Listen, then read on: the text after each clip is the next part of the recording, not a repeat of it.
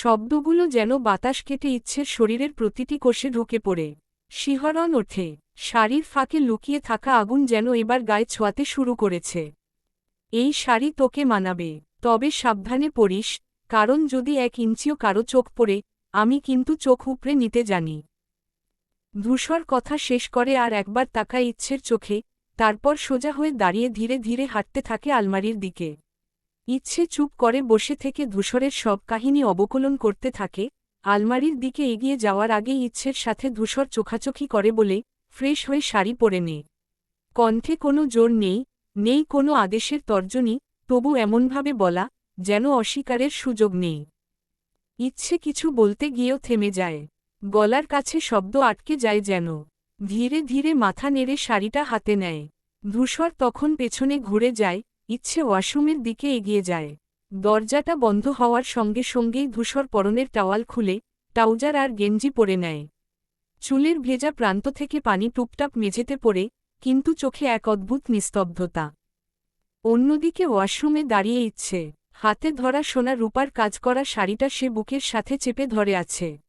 ইচ্ছে জানে না কিভাবে পরতে হয়, জানে না ঠিক কোন অংশ কিভাবে গেঁথে নিতে হয় শরীরের সাথে। জীবনে 2 বার শাড়ি পরেছে, তাও পরিয়ে দেওয়া এসব ভেবে মুখ ফুলিয়ে ফেলে ইচ্ছে। বাথরুমে ভেজা মেঝে, দেয়ালের শিশিরে ভরা আয়নায় নিজের প্রতিফলন দেখে ইচ্ছে আরও অস্থির হয়ে পড়ে। শাড়িটা খুলে পরতে গেলে ভিজে যাবে, আবার পরতে না পারলে কি করবে? সময় পেরিয়ে যায়, মিনিটের পর মিনিট, কিন্তু ইচ্ছে কিছুই করতে পারে না। নিঃশব্দে দাঁড়িয়ে থাকে, কাঁধ উঁচু করে, যেন শাড়িটা তার দুর্বলতাকে ঢেকে রাখছে। শেষমেশ, যখন আর কিছুই মাথায় আসছে না, তখন হাল ছেড়ে দিয়ে শাড়িটা কোনো রকমে নিজের গায়ে জড়িয়ে নেয়। বুকের কাছে আঁচল চেপে ধরে দরজার কাছে গিয়ে কান পাতে। বাইরে নিস্তব্ধতা। ধূসর ভাই নেই হয়তো, এই বিশ্বাসে সাহস সঞ্চয় করে দরজাটা সামান্য ফাঁক করে উকি দেয়। ঘরে কেউ নেই দেখে টুপ করে স্বস্তির একটা দীর্ঘ শ্বাস ফেলে ইচ্ছে। বুকের মধ্যে জমে থাকা কাঁপুনি যেন এক ঝটকায় নেমে যায়। ধীরে ধীরে দরজা খুলে ঘরের ভিতরে প্রবেশ করে। পায়ের শব্দ যেন শোনা না যায়, এমন করে হাঁটে। শাড়ির ভাঁজ খুলে যেতে যেতে আবার আঁচল সামলায়, আঁচলের নিচে ঢেকে রাখে তার অস্থিরতা, লজ্জা, আর এক অনুচ্চারিত ভয়। শাড়ি হাতে নিয়ে দরজার দিকে এগিয়ে যাচ্ছিল ইচ্ছে। মালার ঘরে গিয়ে শাড়িটা ঠিকঠাক পরার পরিকল্পনা আগেই করে রেখেছিল। তবে দরজার হাতল ছুতেই আচমকা কেউ যেন ওর কবজি ধরে টেনে নেয়। পরক্ষণেই দেয়ালের গায়ে ঠেসে দাঁড়িয়ে যায় ইচ্ছে সামনে। এখন ধূসর। চোখ দুটো বিস্ময় বড় হয়ে আসে ইচ্ছের। ধূসর ভাই এখানে? সে তো ঘরে ছিল না। মুহূর্তেই নিজের হিসাবের ভুল বুঝতে পারে ইচ্ছে। হয়তো বারান্দায় ছিল, অথবা স্রেফ চুপচাপ থেকে তাকে লক্ষ্য করছিল এই পুরো সময়টাই। ইচ্ছে দ্রুত নিজেকে গুছিয়ে নেয়, শাড়িটা হাতে বুক বরাবর আগলে ধরে। ধূসরের তীক্ষ্ণ, গভীর দৃষ্টি যেন শরীরের ভেতর ঢুকে যেতে চাইছে। ইচ্ছে কাপা গলায় বলে, শাড়িটা পরিয়ে নিয়ে আসি। আমি পারছি না কথাটা শেষ হতে দেয় না।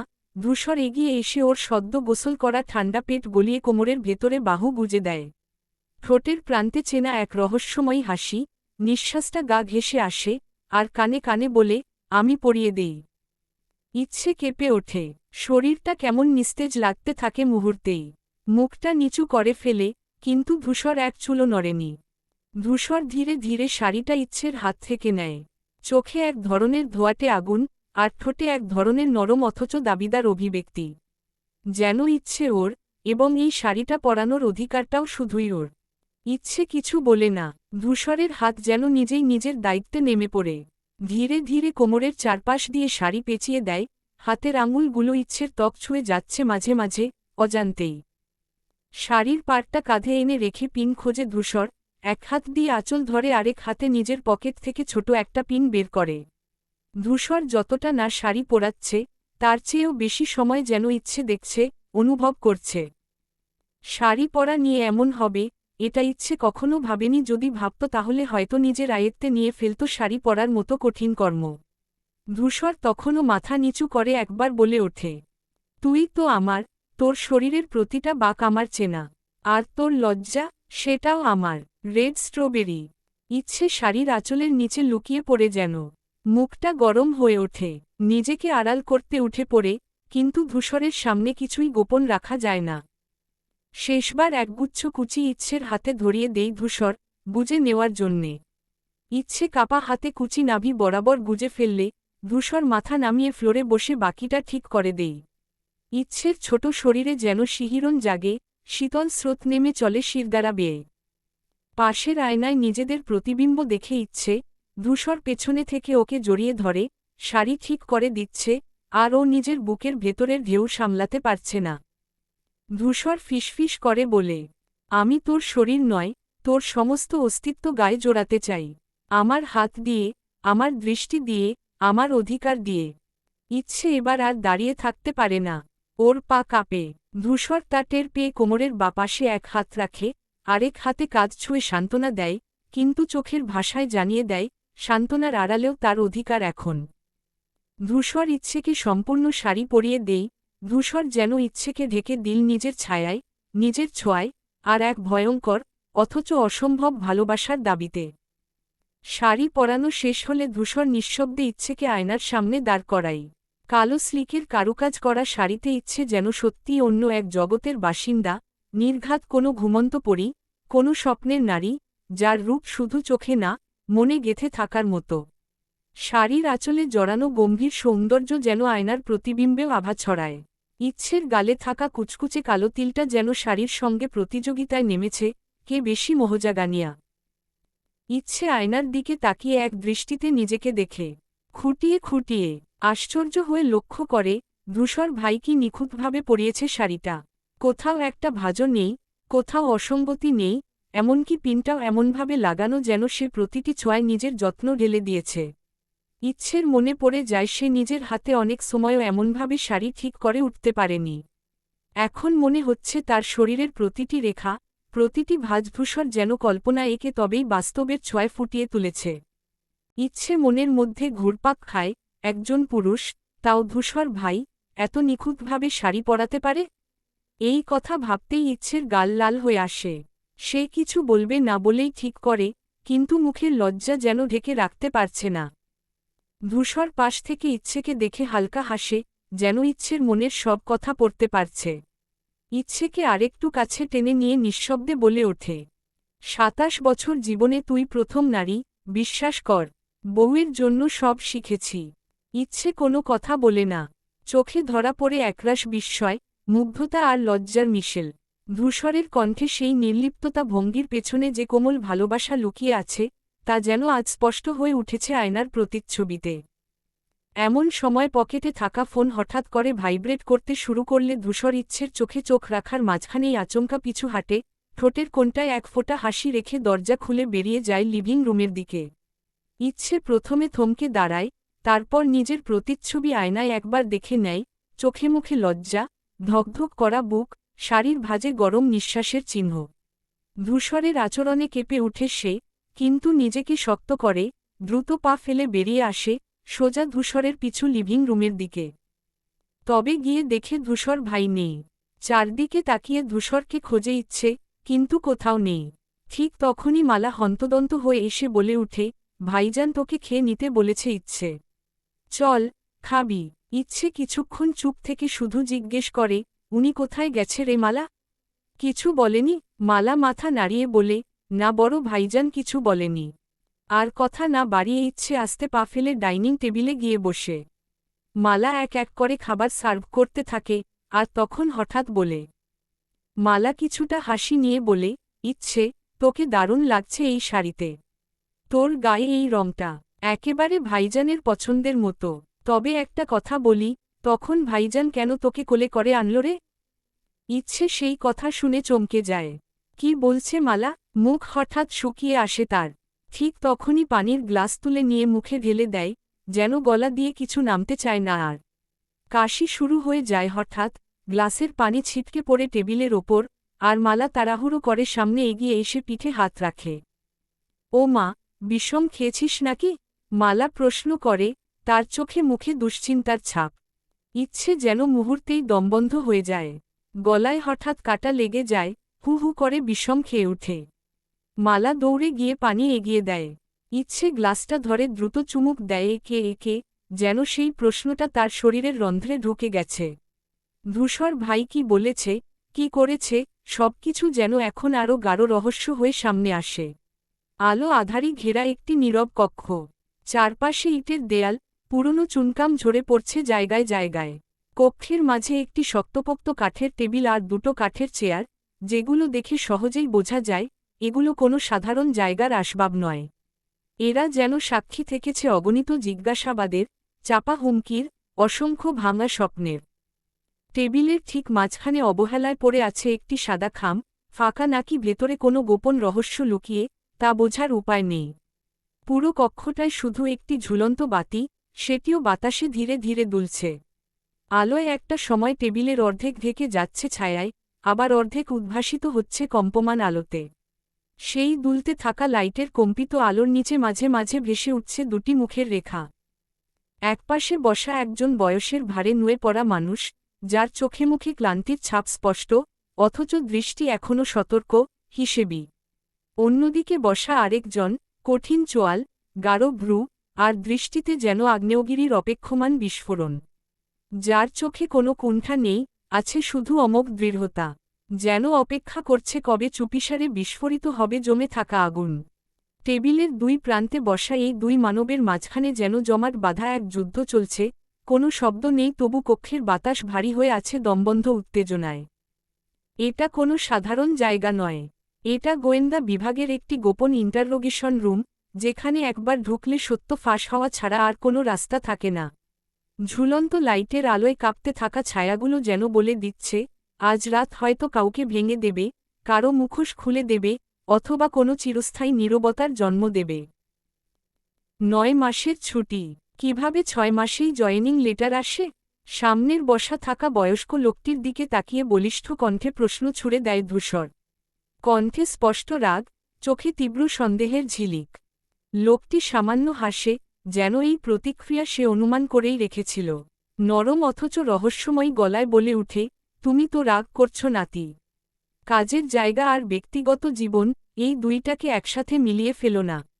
এখানে কখন, কিভাবে, কোন পরিবর্তন হবে, সেটা কেউ বলতে পারে না। ধূসরের চোখ আরও সংকুচিত হয়। দাঁতে দাঁত চেপে কিছুক্ষণ নিঃশব্দে দাঁড়িয়ে থাকে, তারপর হঠাৎ যেন আগুনের ঝাপটায় ফেটে পড়ে। অফিসিয়ালভাবে আমি লেটার রিজেক্ট করছি, প্রচণ্ড দৃঢ়তায় উচ্চারণ করে ধূসর। চারপাশের বাতাস থমকে যায় মুহূর্তে। লোকটির মুখে কথা নেই, নিঃশব্দ একটা বিস্ফোরণ যেন ঘটে যায় পুরো ঘরে একটি কথার জন্য। ধূসর আর এক মুহূর্তও সময় নষ্ট না করে চেয়ার ঠেলে উঠে দাঁড়ায়, অগ্নিদৃষ্টি নিয়ে দরজার দিকে এগিয়ে যায়। প্রতিটি পদক্ষেপ যেন জমাট বাঁধা ক্ষোভের শব্দ হয়ে মেঝে কাঁপিয়ে দিচ্ছে। চোখে মুখে স্পষ্ট আগুনের হলকা, যেন যে কোনো মুহূর্তে সে সমস্ত কিছু ভস্ম করে দিতে পারে। নিশ্ছিদ্র রাতের নির্বতায় তালুকদার পরিবারের গাড়িগুলো যখন একে একে বাড়ির উঠোনে ঢুকে থামে, সময় তখন প্রায় 12টা ছুঁই ছুঁই। চারপাশের ক্লান্তি যেন বাতাসে মিশে গেছে। সকলে নীরবে, ধীরে ধীরে যার যার ঘরের দিকে পা বাড়ায়, শরীরের ক্লান্তি আর দিনের ঘটনাগুলোর ভার যেন প্রতিটা দেহে চেপে বসেছে। হৈমন্তী তালুকদার ধীরে নিজের শয়নকক্ষে ঢুকে পড়েন, কিন্তু কিছুতেই তার মন টিকছে না। ভেতরে একটা অদৃশ্য অস্বস্তি কুঁকড়ে ধরে আছে তাকে।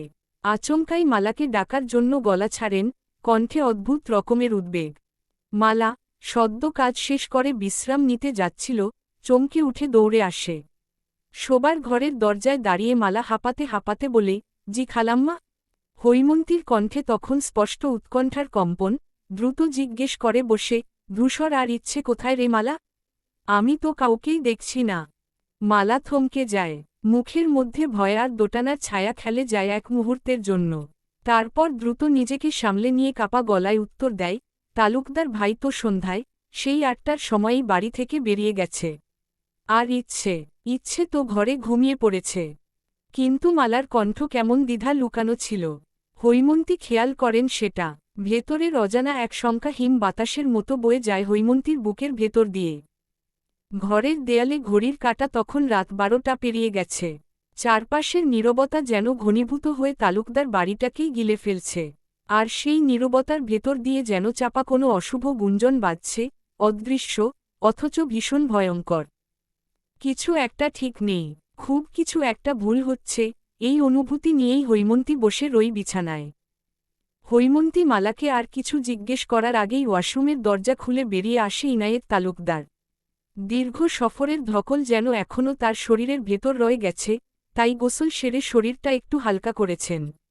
সাদা পাঞ্জাবির ভেতর লম্বা কাঁধার বয়স্ক অথচ তীক্ষ্ণ মুখাবয়ব বেশ গম্ভীর দেখায়। মালাকে নিজের ঘরের ভেতর দাঁড়িয়ে থাকতে দেখে ইনায়েত তালুকদারের কপালে গভীর ভাঁজ পড়ে যায়। চোখের ভেতর সন্দেহের ছায়া, ভ্রু কুঁচকে উঠে। এক দৃষ্টিতে তাকিয়ে ইশারায় হৈমন্তীকে প্রশ্ন করে বসে, এইখানে কেন?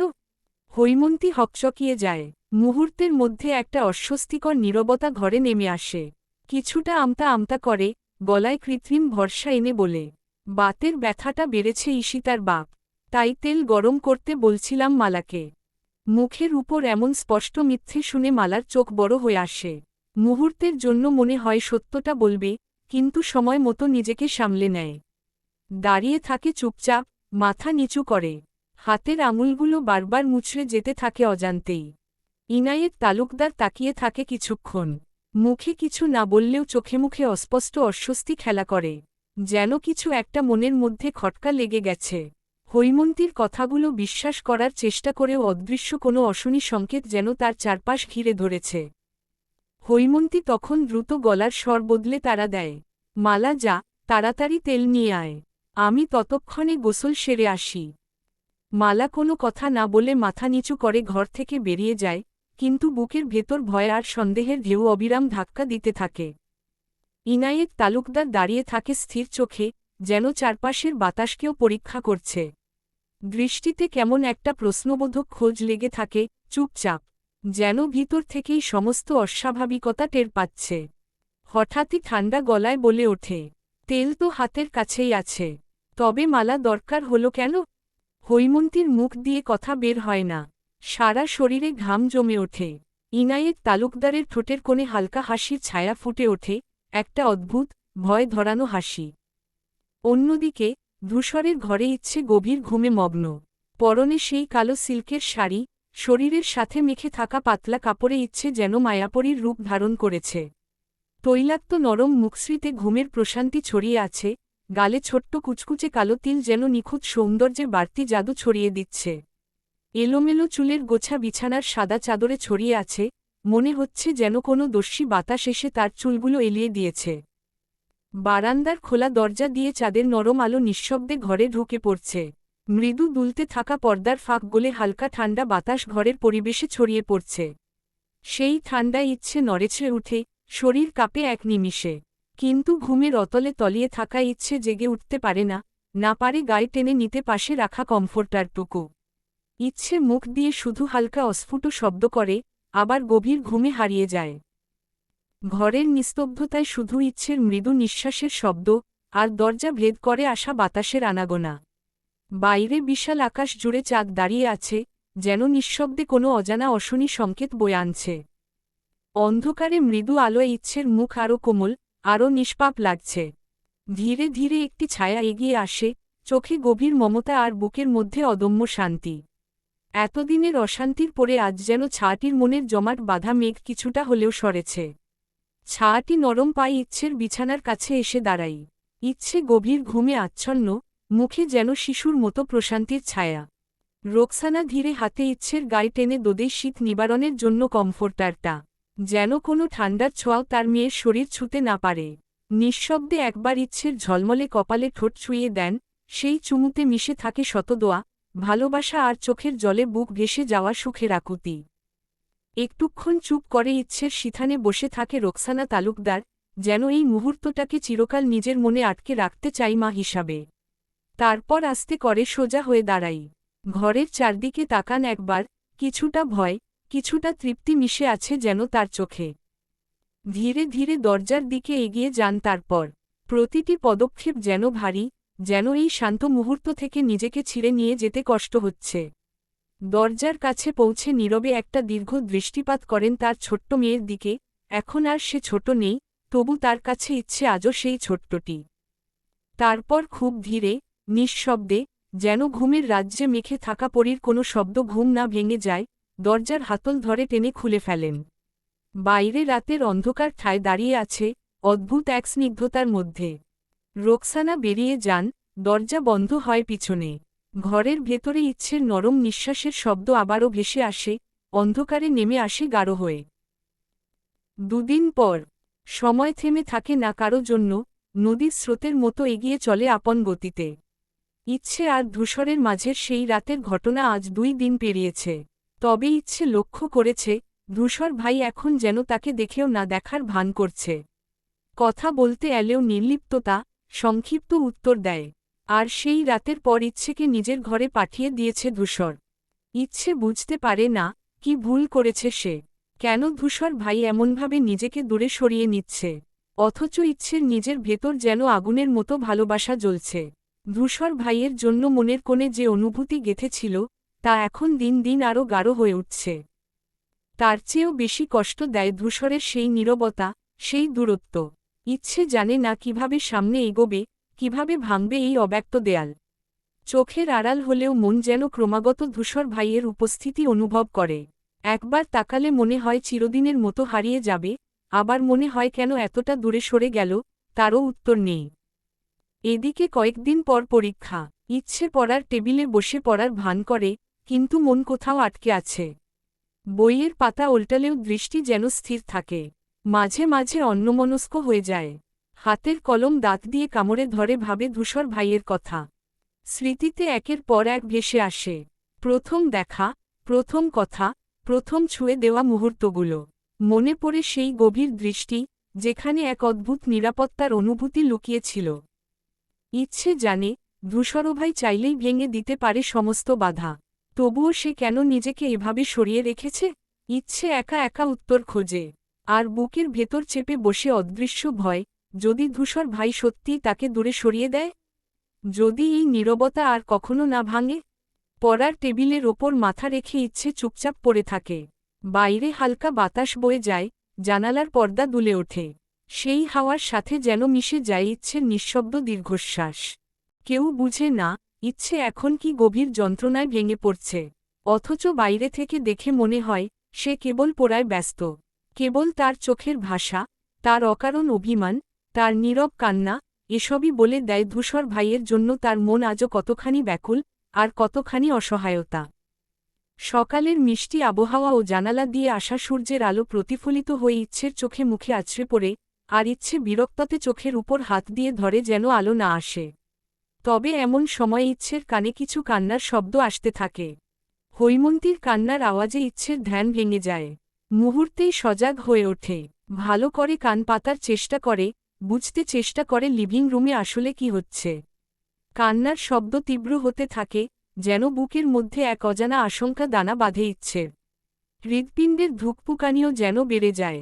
আর দেরি না করে, দ্রুত দরজা খুলে নিচতলার উদ্দেশ্যে দৌড়ে যায়। নিচে নেমেই থমকে দাঁড়ায় ইচ্ছে। চোখের সামনে দেখতে পায় হৈমন্তী তালুকদার ফুপিয়ে কাঁদছেন, আর তার সামনে দাঁড়িয়ে আছে ধূসর। মুখটা একেবারে কঠিন, চোখে মুখে কোনো আবেগ নেই। যেন সে এখানে থেকেও নেই। ধূসর, সেদিনই তো এলি, কান্নার ভেজা গলায় হৈমন্তী বলেই চলেন। এখন হুট করে কেন আবার যাচ্ছিস বাবা? মায়ের উপর রাগ করেছিস? আমি তো ইচ্ছেকে মেনে নিয়েছি। তুই থেকে যা, বাবা, তুই থেকে যা। হৈমন্তীর কণ্ঠভঙ্গিতে ব্যাকুলতা, কান্নায় ভেঙে পড়া একজন মায়ের অদম্য আকুতি স্পষ্ট। কিন্তু ধূসর যেন কোনো কথাই শুনছে না। শুধু নিশ্চল দাঁড়িয়ে আছে, ঠোঁট দুটি আটসাট করে চেপে রেখেছে, চোখে অদ্ভুত এক শূন্যতা। ইচ্ছে থমকে তাকিয়ে থাকে। ধূসর ভাই কোথায় যাচ্ছে এত তাড়াতাড়ি? কেন? তার তো কোথাও যাওয়ার কথা ছিল না। কিছুক্ষণ নিস্তব্ধতার পর ধূসর খুব শান্ত, অথচ অসম্ভব কঠিন স্বরে বলে ওঠে, আমেরিকায় কোম্পানির সাথে কোলাবোরেশনের কাজ আছে। কাল সকালেই রওনা দিতে হবে। শব্দগুলো কানে ঢোকে ঠিকই, কিন্তু ইচ্ছে বিশ্বাস করতে পারে না। ধূসর ভাই চলে যাবে এভাবে? হৈমন্তী ঝাঁপিয়ে পড়ে ধূসরের হাত ধরে ফেলে, বাবা, তুই থাক। আমি ইচ্ছেকে মেনে নিয়েছি। দেখ, তোর ইচ্ছে আর আমাদের মেয়ে দুজনই তোকে চায়। এই বাড়ি চায়, আমি চাই। কণ্ঠস্বর একেবারে ভেঙে পড়ে, কিন্তু ধূসর আর মায়ের দিকে তাকায় না। চোখ দুটি যেন দিকভ্রান্ত, অথচ ভেতরে এক অগ্নিসংগ্রাম লুকানো। অনির্দিষ্ট সময়ের জন্য যেতে হবে, ধূসর আবার বলে, খুব ঠান্ডা গলায়। কখন ফিরব, জানি না। হাওয়ার ঝাপটায় দূরে দাঁড়িয়ে থাকার ইচ্ছের চুল এলোমেলো করে দেই আর হৈমন্তী নীরবে অশ্রু ঝরতে থাকে। রক্তিম চোখে ইচ্ছে এক পা এগিয়ে আসে সামনে, তবে তখনও কেউ খেয়াল করেনি ইচ্ছেকে। যত সামনে এগিয়ে আসে ইচ্ছের বুকের মধ্যে বিশ্রী একটা কষ্ট জমে থাকে।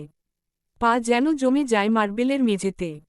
প্রজাপতিরা ডানা মেলে মুক্ত বাতাসে উড়ার আগেই যেন ডানা ছেঁটে ফেলেছে। ইচ্ছের মনে হয় তার অনুভূতিগুলোর সাথেও এমন হয়েছে। ইচ্ছের চলার ভঙ্গিতে এক অদ্ভুত রকমের স্থিরতা, যেন এক একটা পা ফেলে ফেলে সে নিজের সমস্ত ভয়, সমস্ত কষ্ট ঝেড়ে ফেলছে। চারপাশের বড়দের উপস্থিতি, আবেগ, সব কিছু যেন এক মুহূর্তে স্তব্ধ হয়ে যায়। কেবল ইচ্ছে এগিয়ে যায়, আর ধূসর এখনও দাঁড়িয়ে একেবারে নিথর হয়ে।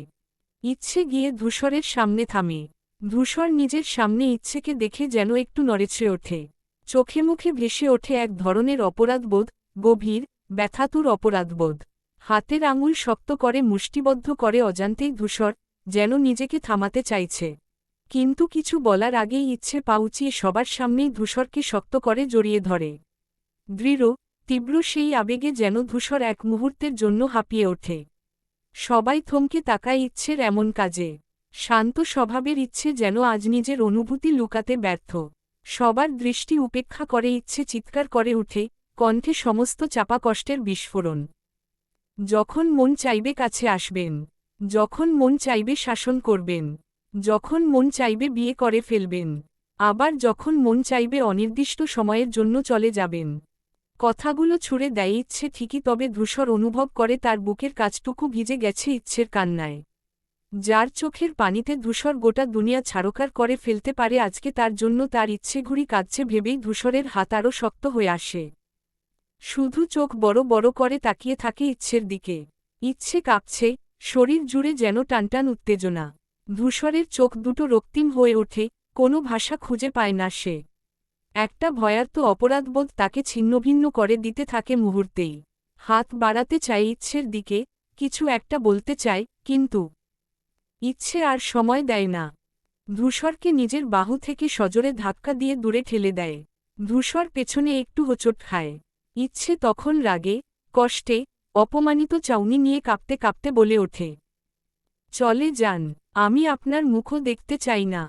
শব্দগুলো যেন ছুরি হয়ে ধূসরের বুকে বিঁধে যায়। মুখের সমস্ত রক্ত যেন কোথায় হারিয়ে গিয়ে চেহারার ফ্যাকাশে রং ধারণ করে। ঠোঁট কাঁপে, কিন্তু কোনো কিছু বের হয় না আর মুখ দিয়ে। পরিবারের কর্তা ইনায়েত তালুকদার এইবার নড়েচড়ে দাঁড়িয়ে পড়ে যেন তিনিও সন্তুষ্ট নন ধূসরের এই হুট করে চলে যাওয়া। হৈমন্তী, রোকসানা, ঈশিতা সবার চোখে পানি, যেন দীর্ঘদিন পর ধূসরকে পেয়ে আর কেউ হারাতে চায় না। ইচ্ছে কান্নায় ভেঙে পড়তে পড়তে সিঁড়ির দিকে দৌড়ে যায়। ছোট ছোট পায়ে দৌড়ে উঠার সমান লম্বা কেশরাশি খুলে পিঠময়ে ছড়িয়ে পড়ে, যেন ইচ্ছের সাথে তারাও কষ্টে আছে নিজের অনুভূতি প্রকাশ করার আগেই প্রিয় মানুষকে হারানোর ব্যথায়। ইচ্ছের প্রতিটা দৌড় ধূসরের বুকের ওপর কফিনের পেরেকের মতো আঘাত করে। ধূসর কেবল দাঁড়িয়ে থাকে, নিস্তব্ধ, দিশাহীন। সামনে ইচ্ছে দৌড়ে উঠে যাচ্ছে। দূরে, খুব দূরে। ধূসর পায়ের নিচে জমাট বাঁধা শূন্যতার মধ্যে দাঁড়িয়ে থাকে। মনে হয় মাটি ফেটে যাবে তার নিচ থেকে। বুকের ভেতরটা খালি হয়ে গেছে। হাত বাড়ায় ধূসর সামনে, কিন্তু কেউ নেই ধরার জন্য। চোখের সামনে ভেসে ওঠে ইচ্ছের ভিজে মুখ, ভরা কান্নায় টলমল চোখ, কাঁপতে থাকা ঠোঁট। মৃদু বাতাস বইতে থাকে ধূসরের আশেপাশে। তালুকদার বাড়ির সকালের বর্ণিল আলোকছটা, বাগানের ফুলের ঘ্রাণ, পাখির কোলাহল, সব যেন আজ নিষ্ঠুর এক নীরবতার প্রতীক হয়ে দাঁড়িয়ে আছে। ধূসর নিশ্চল দাঁড়িয়ে থাকে, যেন সমস্ত দুনিয়া তার সামনে ভেঙে পড়েছে, আর সে কিছুই করতে পারছে না। শুধু চোখ দিয়ে অনুসরণ করে ওপরে সিঁড়ির দিকে ছোটাছুটি করতে থাকা ইচ্ছেকে। আর মন থেকে প্রতিধ্বনিত হতে থাকে ইচ্ছের সেই তীব্র আরতি, চলে যান, আমি আপনার মুখও দেখতে চাই না। এই মুহূর্তে ধূসর নিজেকে পৃথিবীর সবচেয়ে একা, সবচেয়ে অপরাধী আর সবচেয়ে দুর্ভাগা মানুষ মনে করে। তবে কি ইচ্ছে তাকে ভুল বুঝল? ধূসরের ইচ্ছেঘুড়ি আর কি উড়বে না মুক্ত আকাশে? এখানেই তাদের গল্প শেষ।